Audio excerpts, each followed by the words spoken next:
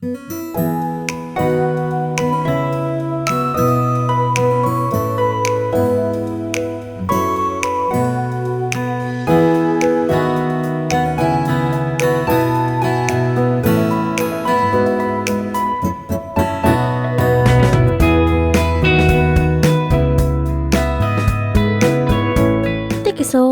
Podcast. All right, good afternoon, listeners. Welcome back to the Thickest Source Podcast. I am your hostess for today for episode 105. I have with me the lovely Anna. Molly.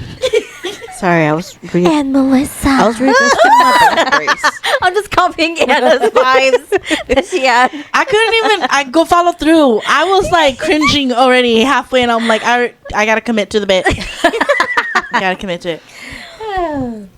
All right. So, this episode is going to be a little, not a little, but it's very personal to me. But I wanted to talk about it to bring awareness to our female listeners out there, because it's something that I did not expect to happen to me or anybody else close to around me. So I will just get to it. Earlier this year, it was in February, I had actually a couple months before February, I had my annual gyno exam. The usual pap smear and stuff like that.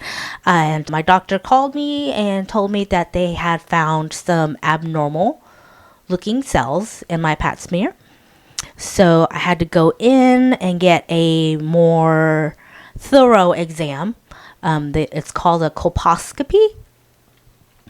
And it's pretty much, she's using like a stronger microscope or a camera to have a look at my cervix to see if she can find the abnormal looking cells inside of it.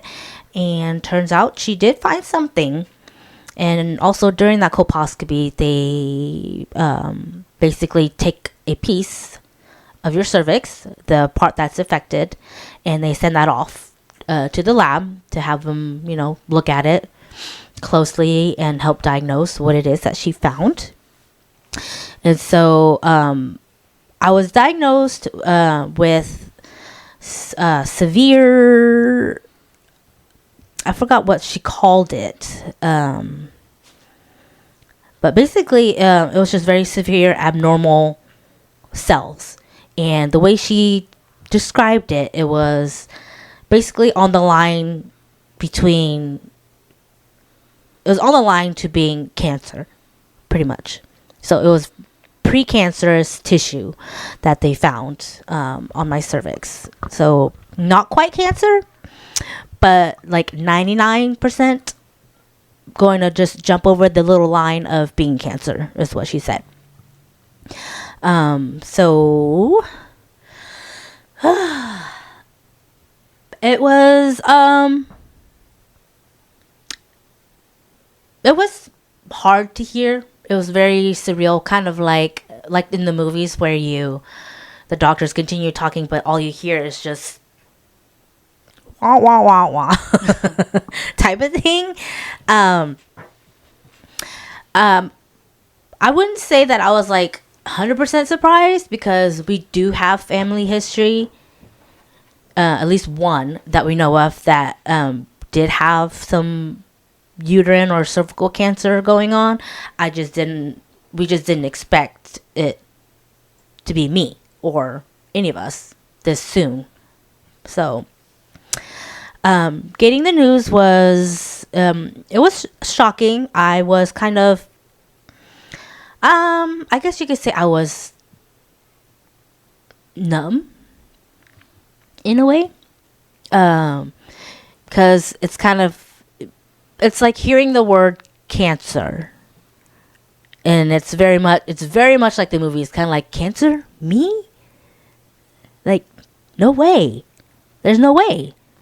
Because I'm healthy, nothing's wrong, I'm done having kids, and then now all of a sudden it's like bam, abnormal cells. Even my doctor was shocked because she said that my pap smear the year before was fine. It was perfect, healthy.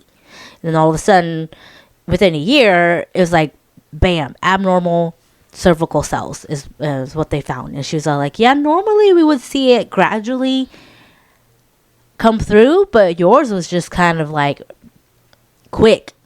And even the lab people were shocked at how quick it appeared on my cervix. So it's kind of like, well, yay me, because through my pregnancies, I've always had issues with my cervix, having an incompetent cervixes. That's what caused me losing 2 of my babies in the past. So now finding out that it's precancerous, my cervix tissue. So it's kind of like, wow, yeah, my cervix just doesn't like me, apparently. She's not a girl's girl. Yeah, she is not a girl's girl for sure. Yeah. So it's kind of like, yeah, now I'm done having kids. So now my cervix is like, okay, well, let's have a flare up of cancer instead, since you won't be having any more babies for me to drop. So a little dark humor there, but it's what gets me through. So in February I was diagnosed with precancerous cells, and doctor told me that the next thing would be to have surgery. It's called a cold cone. I forgot what the rest of it's called. I don't know, it was like a cold knife. Oh, cold knife cone something.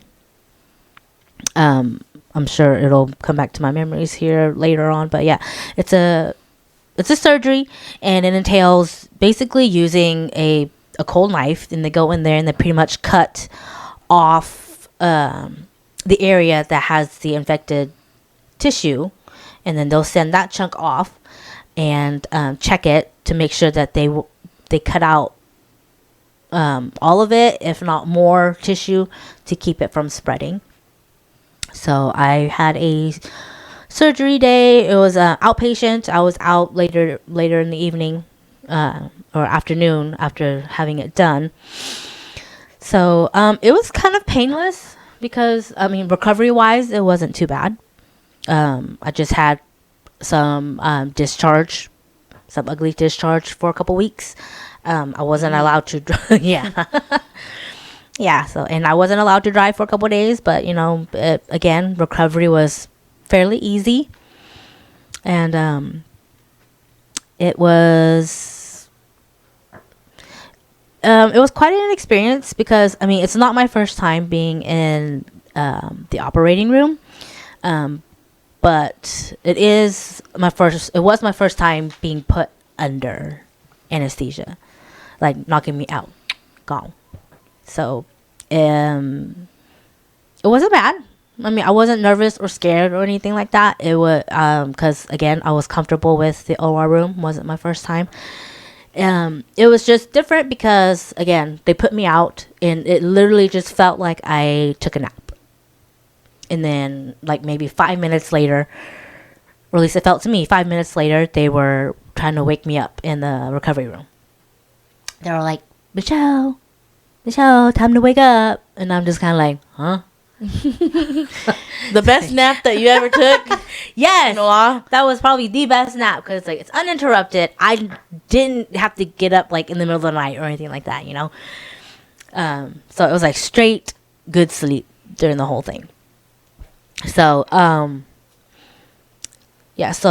my doctor did the surgery on it. She sent off the sample and it came back saying that the outer linings of the tissue were clear. So basically I am cancer free. However,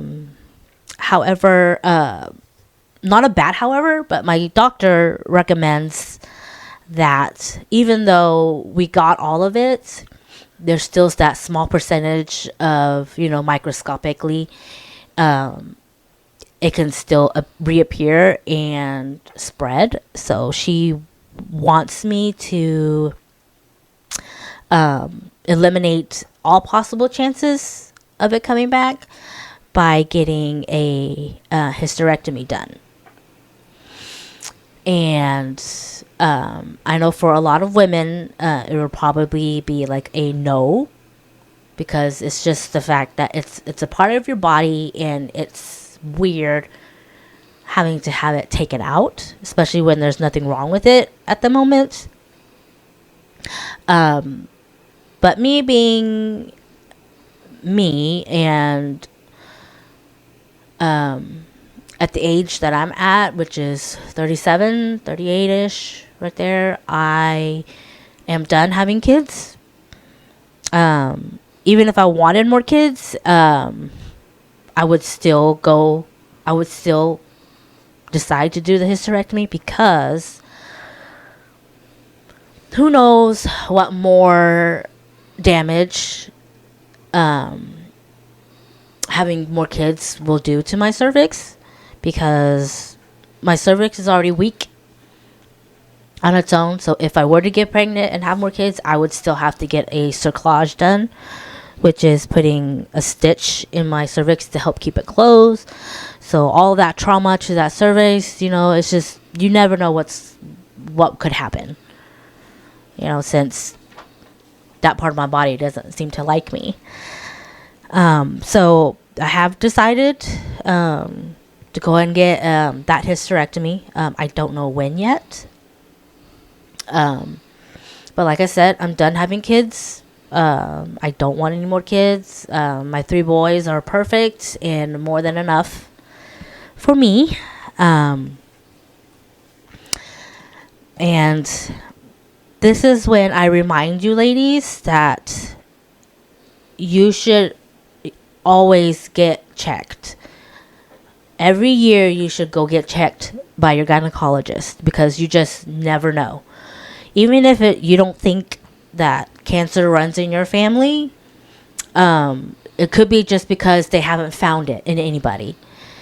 Because I'm pretty sure a lot of like older Hmong women, like your moms, your grandmothers, your aunts and stuff like that, it's like, for damn sure more than half of them don't get checked because it's taboo, or they don't feel comfortable having, their stuff looked at, their vagina, their cervix and stuff like that.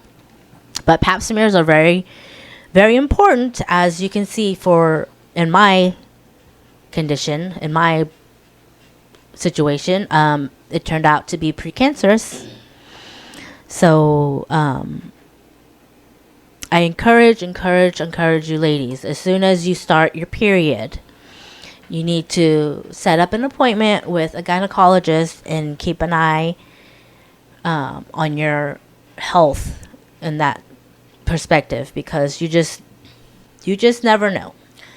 There's a lot of, I'm just going to jump in. There's a lot of miseducation about it, because like the side of the Hmong community I'm with, like the men really do try to shame you and be like, why are you going? Are you sleeping with people? Like, are you sexually active? And it's like, doesn't matter if I'm sexually active, because first of all, none of your business.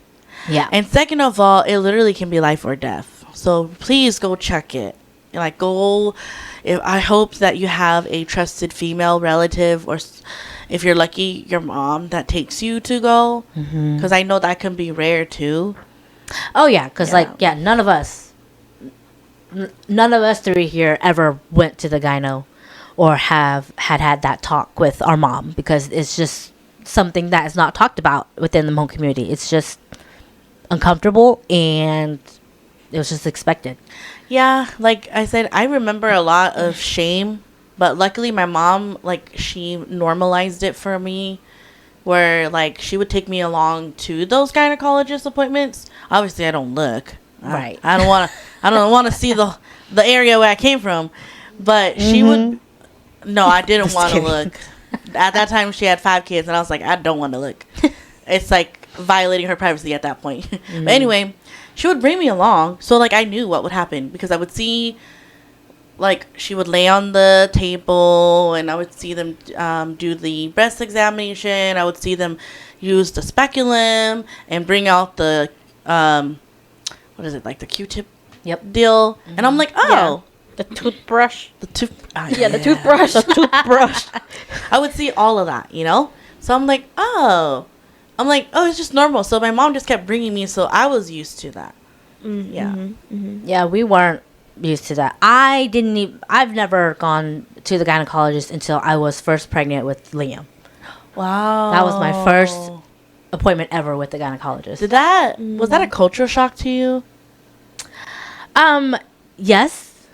Because, like, I always knew that I was supposed to go see the doctor for, like, our womanly stuff, but I didn't know that it was, like, a separate doctor. I always thought like you had to be pregnant to go Yeah, that see it. too. Yeah, I Yeah. didn't know that you can just go when you're not pregnant. Yeah. Yeah. Yeah, so, yeah, my first ever gynecology appointment was when I was pregnant with Liam. And they had me come in, pee on a stick for them. And Well, actually, now that I think about it, it is a culture shock because isn't that when they sometimes do the what is the actual word? But they actually go in and look and check and feel all up in your vaginal canal and stuff, don't they? 'Cause to on the check first? I don't know if it's the first, Or but like when you're pregnant, is that what you're trying to say? I think so. Yeah, when you're pregnant, they all fill up on you and stuff. I thought They don't do that until you're a little further along. Oh, but still, I would still say that, like, with your experience with not going there that much, and then they go in, and you're like, are you Yeah. trying to touch my baby's head? No. You know? No, yeah. When they finally, because usually when you call and say I had a positive pregnancy test, you're usually only like 4 to 6 weeks along. Yeah. So they make you wait till you're at least 8 to 9 weeks to come in to get to confirm it with an ultrasound. And even with that ultrasound, it's transvaginally, so they're sticking a little ultrasound stick up inside you. yeah. Oh, I hate that thing. It violated me so bad. Yeah, so that was, yes, a culture shock for me because I was not expecting that. Just Yeah, going in I was you. expecting, like in the movies where they just show on your belly, right? Yeah. Yeah, on the belly. No, they did the transvaginal stick inside me. It was a culture shock. However, I was not uncomfortable Oh. with it either because it's kind of like, well, yeah, they got to see the baby somehow. You know? You were like, well, I'm here for the ride. Yeah, so I'm like, I'm here, so just do whatever, because I didn't know Yeah. what needed to be done and whatnot. So, and I know a lot of Hmong women are like that too. They never see a gyno until their first pregnancy. Usually because it's either they don't know or they don't want to go, and they don't understand how important it is that. Yeah, I had a few friends in college who I went to school with, and yeah, they've never gone. And when they tell me, I'm just like, why? And they're like, well, that there's no need for me to go. Yeah. And I'm like, no, there is. Like, you really need to go. And I told them, I was like, if you want me to go with you, I'll go with you. Yeah.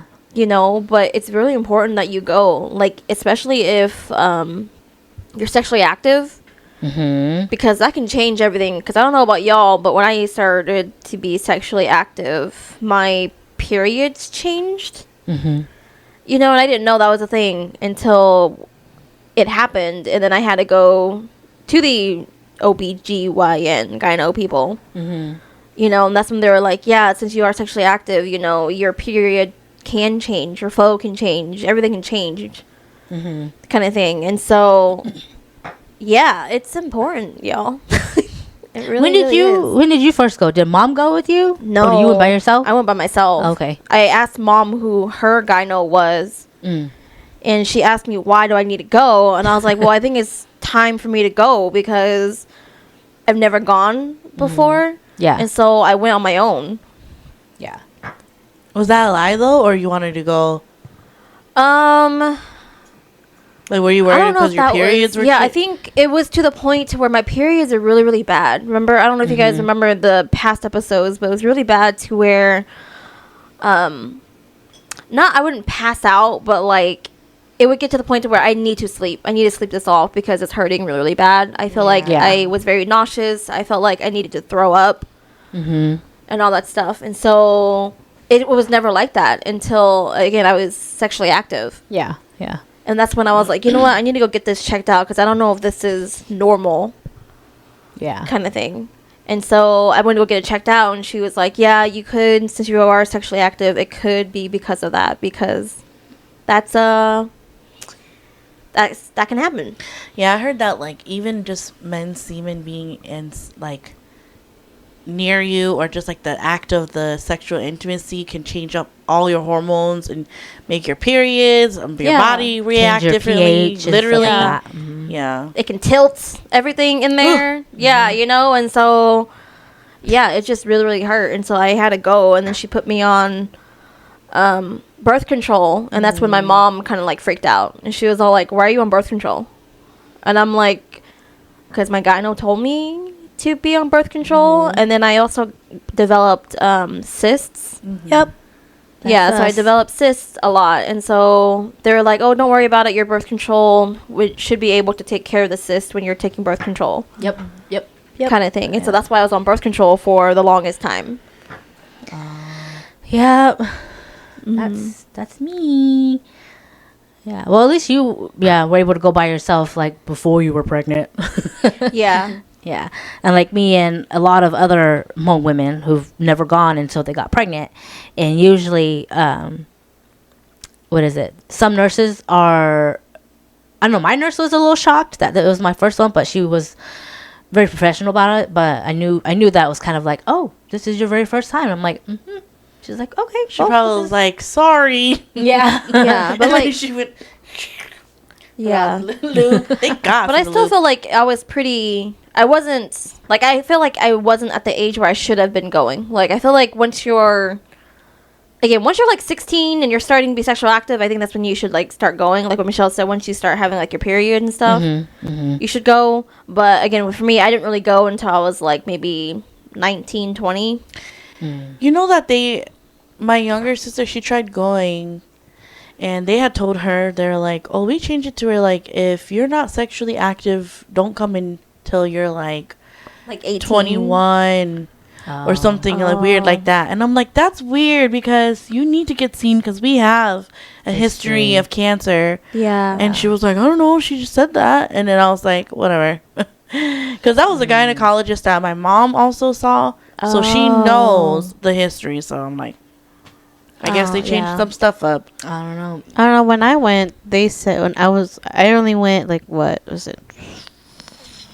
Not that long ago. I think like when I was like 24, 23.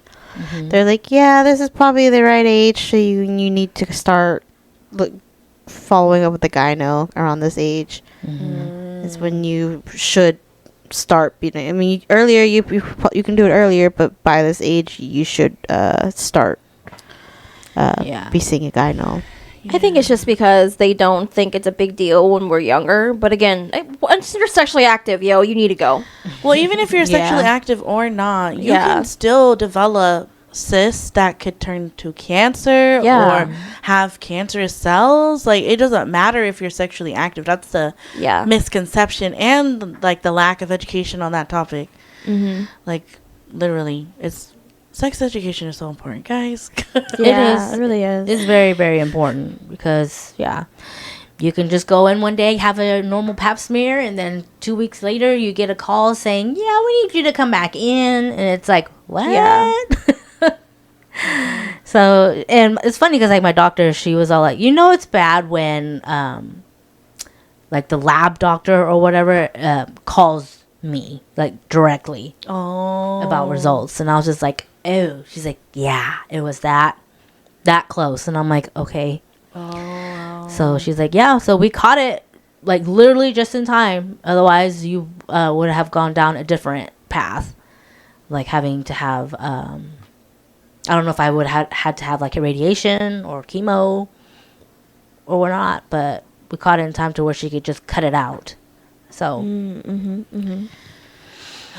so yes, ladies, girls, if you please go get checked, and put it as and do it annually because it's very, very important because like I said, you may think that you guys don't have history in your family, but that's just because those older women didn't go get checked annually. Like, they should have. Because I know in our family, the family member that was diagnosed with cancer for that, she did not go annually.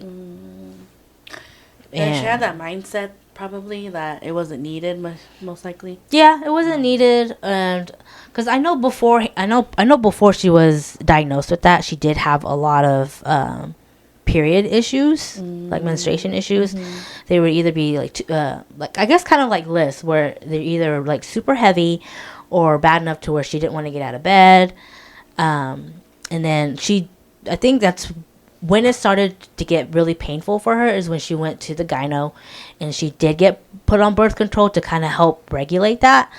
But when at that time with her job, it was her schedule was always changing and random that she couldn't get on a regular timeline to take her pills. So she just stopped taking them.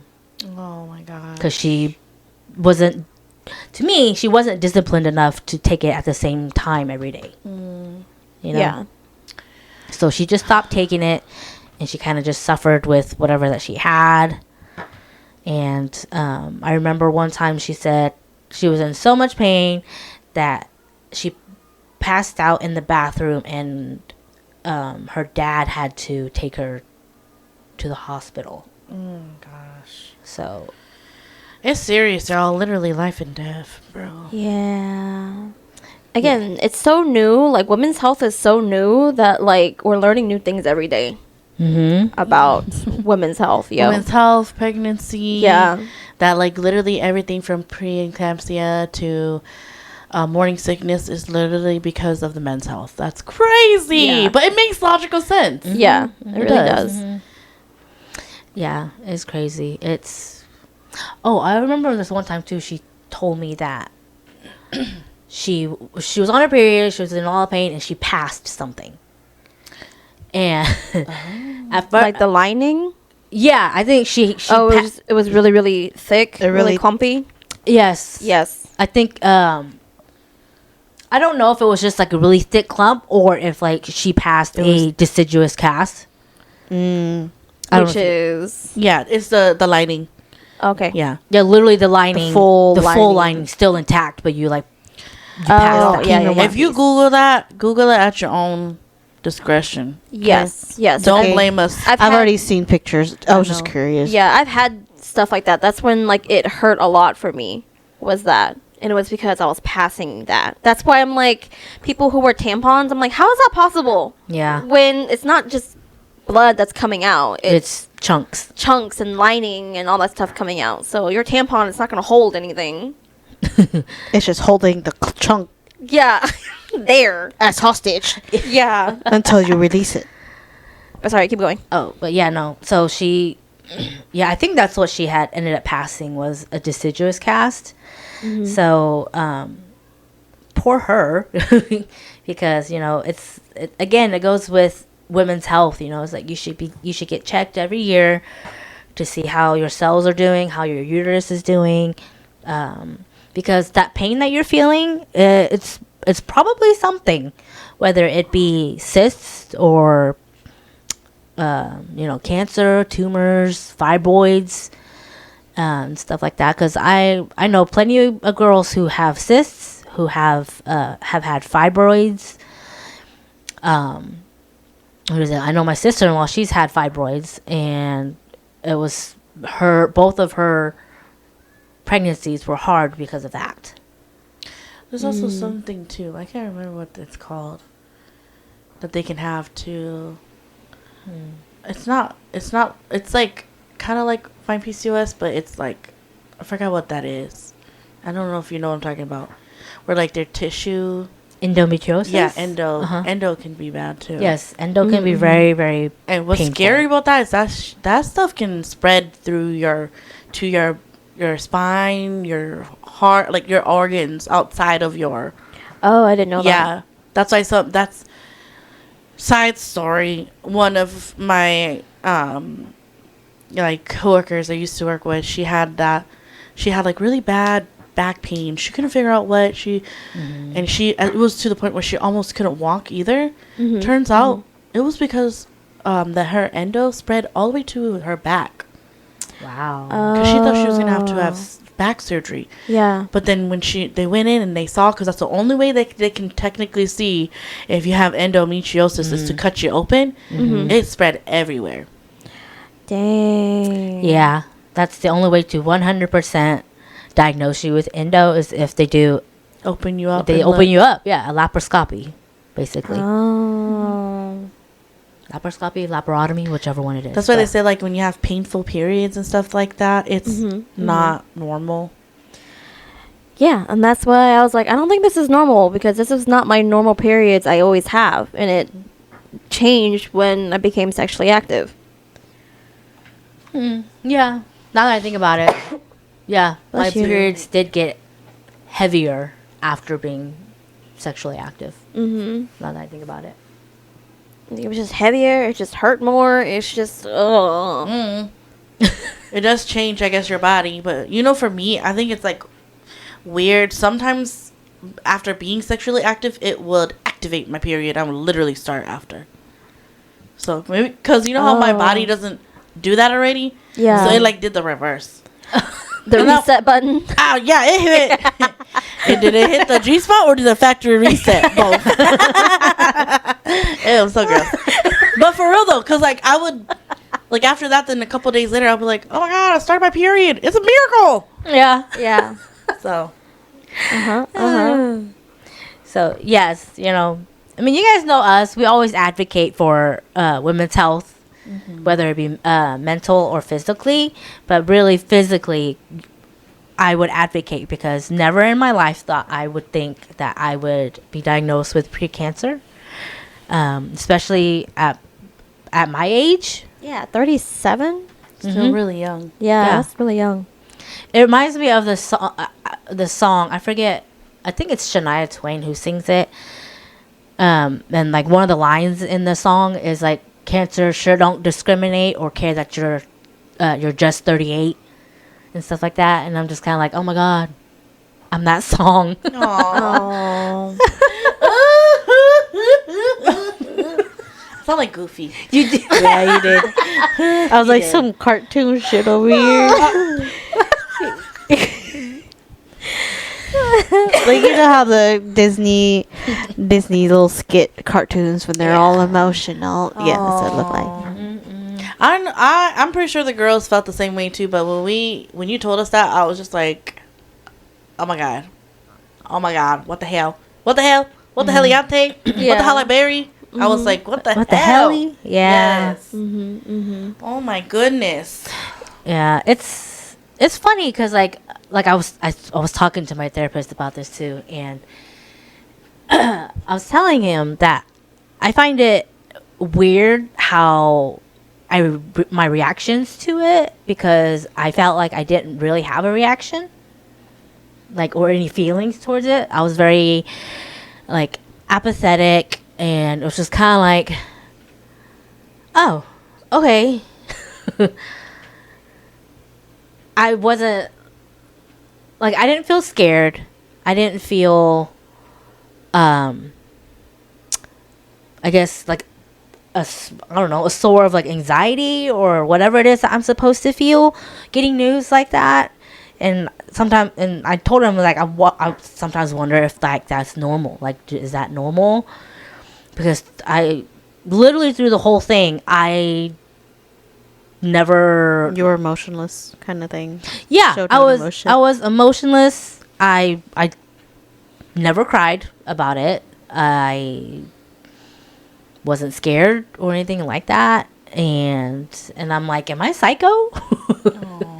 And he's like, no, some people feel it like that. And he's like, why? Do you feel like you needed to, have like something emotional happen to you? And I'm like, well, yeah, considering my history of, being in and out of the hospital, having surgeries, losing 2 babies and stuff like that, I would expect myself to have some sort of emotional reaction, but I don't, or I didn't.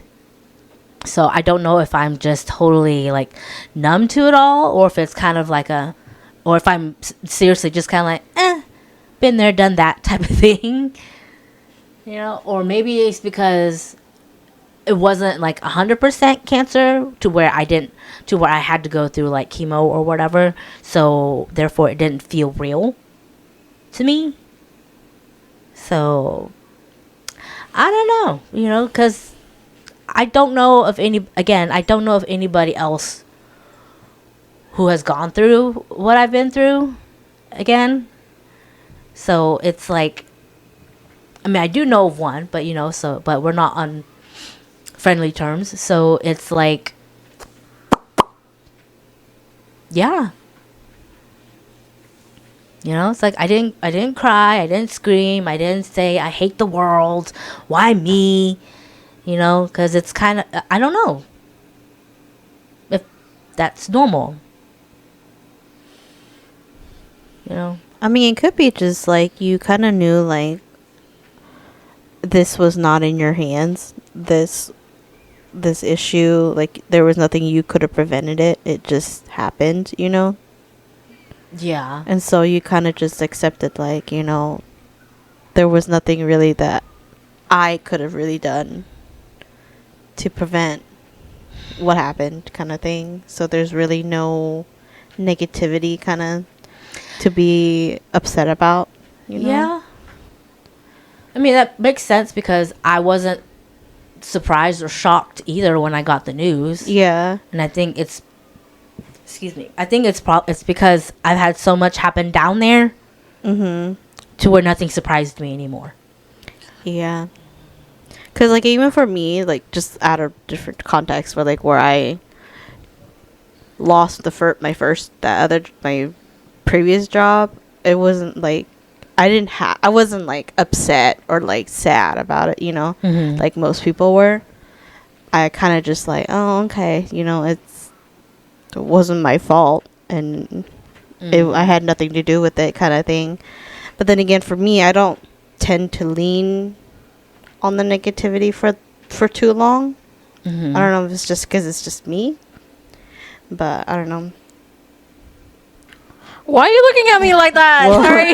Anna, me and Anna made eye contact, and she looked at I'm me just over saying here. because you and I hang on to the darkness. Oh. Well, so like I understand We're you guys hold we're on emo. to it, but like for me, it's like sure I'll be sad about it, but there's like no reason for me to let it linger.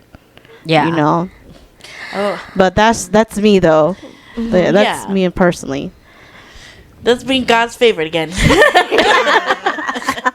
But like there, maybe it just could be because it's not something important enough to me to like trigger my emotions, you know. Mm-hmm. Mm-hmm.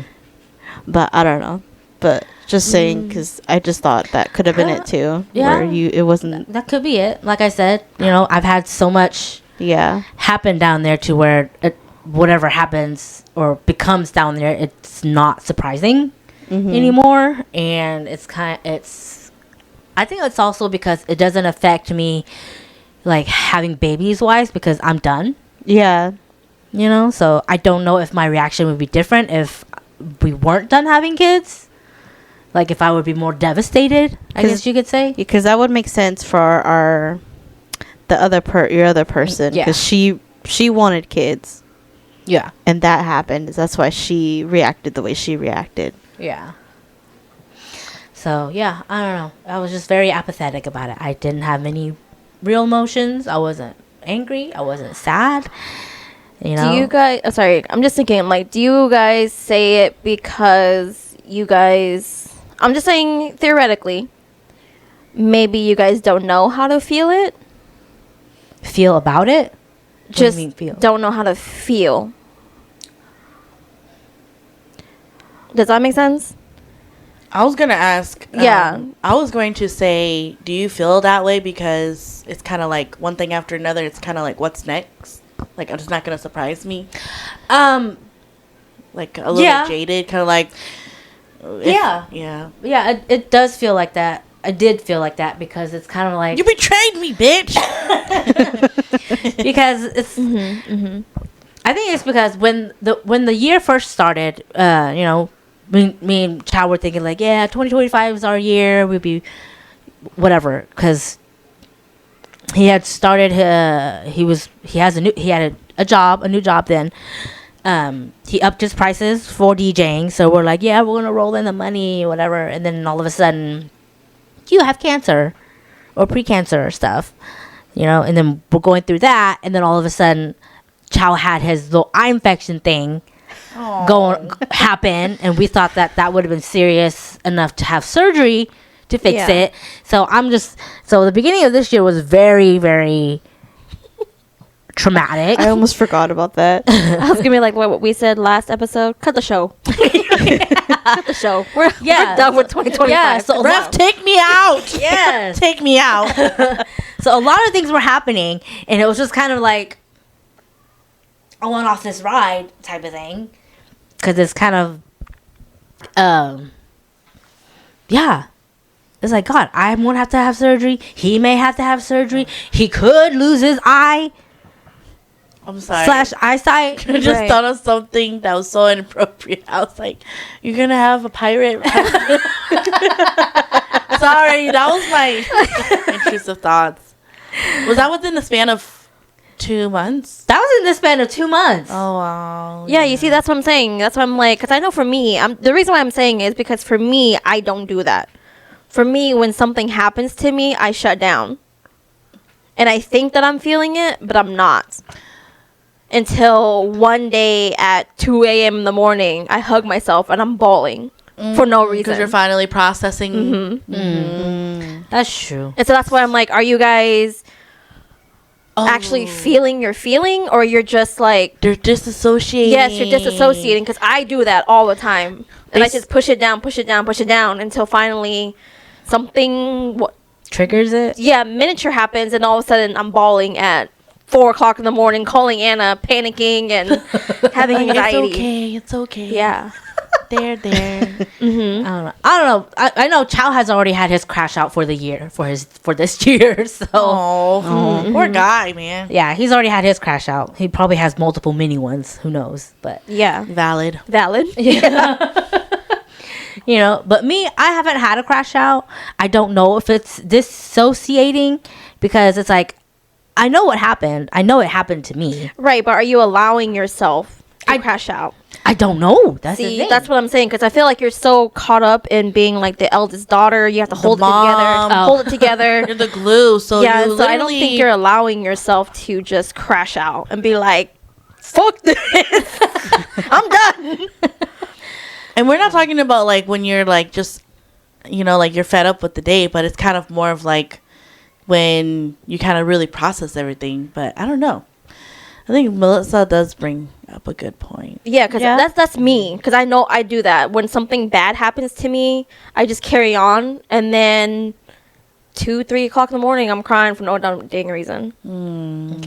Okay. Well, I'll admit, I have not cried over anything this year so far. Yeah, either I'm crying or I'm like raging or I'm Nope. I'm in my manic mode. That's what it is. Yeah, now that I think of it, like this whole year, I don't think I've ever cried over anything. Like, I haven't seen like a movie or read anything that would make me cry, except for when you just showed me that thing there. But yeah, there was nothing that really triggered inside me to like cry. I haven't had my crash out or breakdown or anything that's triggered it. So I don't know. Maybe I just need to watch something sad to get it going. Sometimes I have to do that. To trigger it, yeah. Yeah, to trigger it. And then once it happens, it kind of just happens and my brain just vomits. And I'm just like, Well, for no reason. while you're crying, let's cry about this. Yeah. Is that what your body's saying? Basically, yeah. Yeah. Dang. I don't do that. Damn, I'm really sensitive then. I don't allow myself to process, but I do feel my emotions though. Yeah. So if that makes sense. Like I will have the crash out. But then like processing it happens like simultaneously while I'm having my crash out. And then 3 days later I'm like, I think I understand what happened.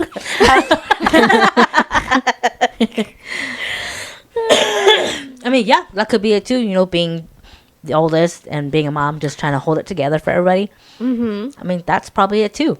Because I know, like, when you say, sorry. I was gonna say I could be just dissociating right now and I wouldn't even know. Yeah, because, well, for one, I haven't talked to my therapist in a few weeks.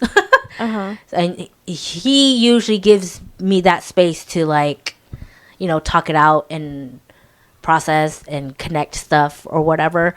But even when I told him all that what was happening, you know, about Child's Eye, about my cancer situations, like, even then I wasn't, like, crying or anything about it. I was just kind of telling him like it was a story. And he's all like, it's like, are you sure you're okay? And I'm like, I feel okay. It's just what happened. Yeah. What happened. You know, it just happened in a span. You're so eldest coded. You're like my older brother. Like, he would go through traumatic things, but then he would just be like, it's shitty what happened, but it happened. Yeah, exactly. Because, like, what else can you do about it? Yeah. You know? That's literally what he says, too. Yeah. What else can you do about it? You can't do anything. You just gotta move on. That's literally what he says. And I'm like, bro, you just been through a traumatic event. Are you good? Yeah. And he's like, yeah. Yeah. I'll be fine. Just give me a couple days. And I'm like, yeah, that's fine too. But, like, I do recognize, and I know myself, and it's like, I know I should have had some type of, like, breakdown. Maybe not like a huge crash out, but, like, you know, at least like a little cry session about it. You know, knowing the fact that I almost had cancer. You know, but it's still kind of just like, you know. So I don't know. it's okay. Because I think you process things differently anyways. I don't think there's like necessarily like a right or wrong thing. Right. Yeah. Yes. Correct. You know, that's what my therapist said too. And I'm just like, I don't know. I guess it's just because I cried over other things that I expected to cry over this too. But I didn't. Nor did I feel like the need to cry. So I was just kind of like, oh, I don't, you know. It's like, it's, yeah, done and over with right now. So I'm just kind of like, okay. And so I'm just going on with life. So I don't know. Yeah, like I said, I'm probably just dissociating and just not letting myself feel, or I don't know how to let myself feel or what to feel. So I don't know. So I don't know. I probably just need to go watch a sad Korean drama or something. I mean, if you're ever open to it, then when you do go talk to your therapist, you could say, I'm interested in figuring out how to process emotions. One day, if you want to, you can decide to. And then, I mean, he's professionally trained for that. So he can kind of help you a little bit. And you can kind of just get a little taste to see. Yeah. I'm just going to tell you, you're not going to like it. But to be honest. Okay. But it will give you another perspective after you cuss everything out. Yeah. Yeah. Yeah. Yeah. So, yeah, I probably do have to talk to him and see if he can help me in a different way to process stuff. So who knows? But yes, that is my year so far, my dear listeners. Mama Thor was diagnosed with pre-cancer. I'm okay now. You know, I've survived it. I had it cut out of me, but of course I'm planning to cut the rest out too, just to eliminate any and all possibilities later on. Whenever I do, I'll update you guys. It's probably be a couple months from now. So, again, I know I sound like a broken record, but go get checked. You know, do your pap smears. Doesn't matter if it runs in your family or not, because everybody's body is different. So please go get checked. Men should get checked too. Like you men too. Please. I know I'm sick and tired of the broken record saying, what if they find something? That's because you didn't go. That's the point. Oh, That's the point. That is the point. Is to for them. If the point is for them not to find anything, but if they find something, then that's when you do something about it. Yes. You know? Yeah, all you get your older men who's like 33, 35 and older, you guys need to go and advocate for yourself to get a colonoscopy. Yeah, everybody's getting the colon cancer younger by the year. Yes. You know, that's why I keep telling Chow too. It's like, you need to go back to your doctor and like press for it. So Yeah. That could be a whole nother episode. Yeah. Also, watch what you eat because that will affect your sperm, y'all. oh yes, for men. Mhm. For men, Yeah. Yeah. So if they are good swimmers or bad swimmers. all right. So yes, medically, go get checked out, please. It's important for your life and your loved ones as well. So, but yes, that ends my episode for today. So I hope you guys learned something and hopefully listen. If you have any questions, I'm an open book. They are open books. So don't hesitate to message us or shoot us a comment or whatever. But yeah, we'll always be here for you guys. And we'll talk to you guys later. Bye.